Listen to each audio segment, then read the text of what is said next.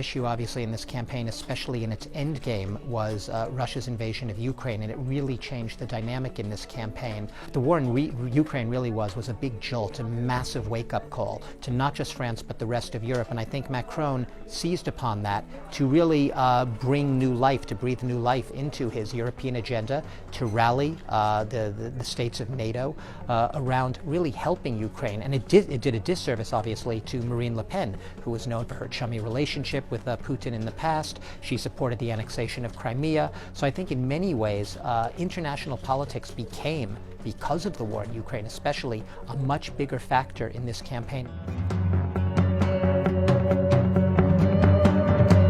Emmanuel Macron has always been a president, obviously beyond his European platform, more of Europe, more political, more economic, more military cooperation in Europe. He's also been about sort of reaching out, overtures to leaders around the world, and leaders, and he's been very clear about this, with whom he might viscerally disagree, that he sees has nothing in common with. And in the Ukraine war, in Russia's war against Ukraine, he has repeatedly, I think almost 20 times now, he has reached out calling Vladimir Putin, because he maintains that while he in no way, shape or form has any affinity for Putin, doesn't really like the guy, even if he doesn't say that explicitly, he is head of state. He has to reach out to him. He has to maintain a dialogue. I think there's a real pragmatic sense with Emmanuel Macron, a pragmatic foreign policy.